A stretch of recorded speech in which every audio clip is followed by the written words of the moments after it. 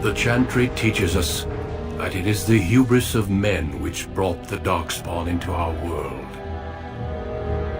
The mages had sought to usurp heaven, but instead they destroyed it.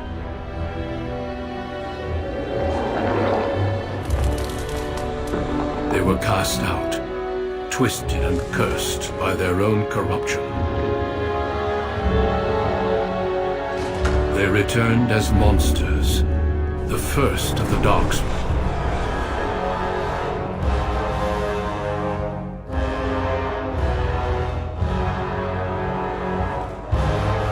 They became a blight upon the lands, unstoppable and relentless. The Dwarven kingdoms were the first to fall, and from the deep roads, the Darkspawn drove at us again and again, until finally we neared annihilation.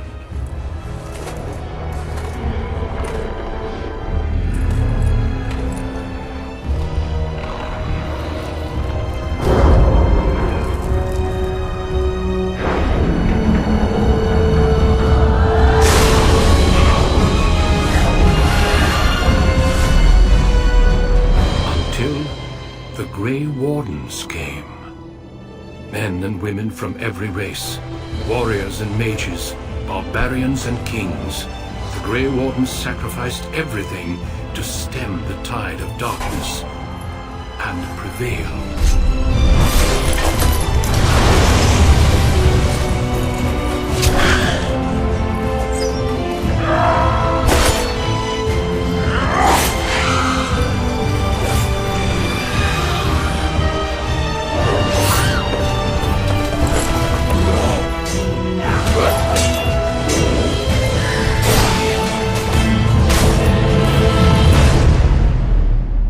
It has been 4 centuries since that victory, and we have kept our vigil.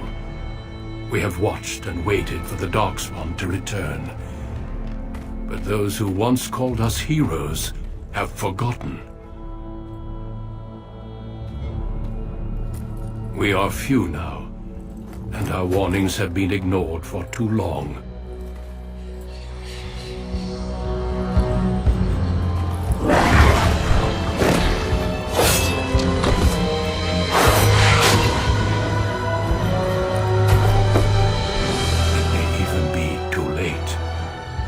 I have seen with my own eyes what lies on the horizon. Maker, help us all.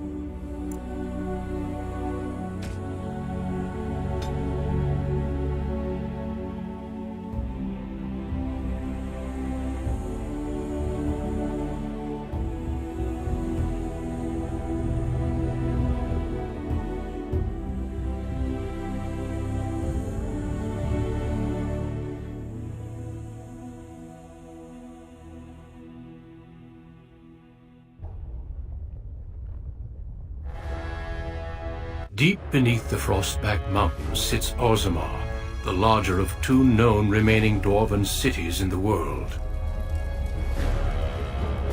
Orzammar was once the seat of a major empire connected by tunnels called Deep Roads, which stretched thousands of miles. The city now stands alone, cut off from the rest of the dwarven ancestral lands by the Darkspawn incursion. Secure in Orzammar's impregnable construction, the dwarven noble houses continue their centuries-old power struggles. Assassination and blackmail are commonplace, but the appearance of honor is paramount. You are the second child of King Endren of House Aeducan, the 9th Aeducan ruler elected by the Noble Assembly. You grew up in a world rife with political intrigue, and have struggled against brothers and cousins for honor and prestige. Today, a feast celebrates your first military commission, the opening move towards real power in the ever-changing game of dwarven politics. Greetings, my lord. You are dressed and ready. Excellent.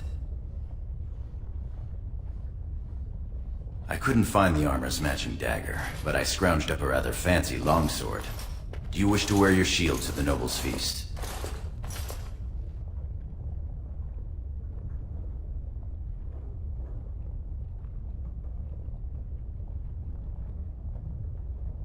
Certainly. You'll cut an imposing picture out there. Of course, if every other noble has a shield and 3 swords, you'll feel awfully underdressed.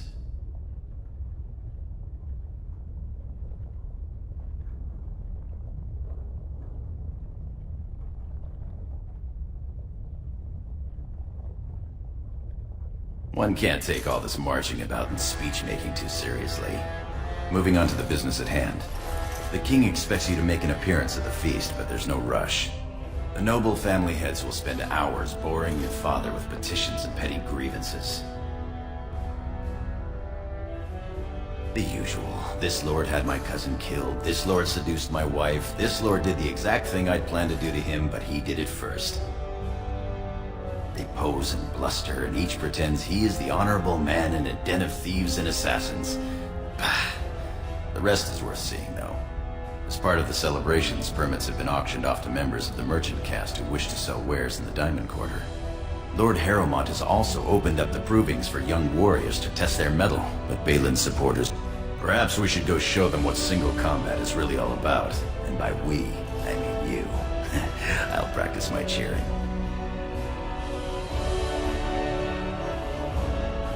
Right behind you, my lord. The day is ours until the feast.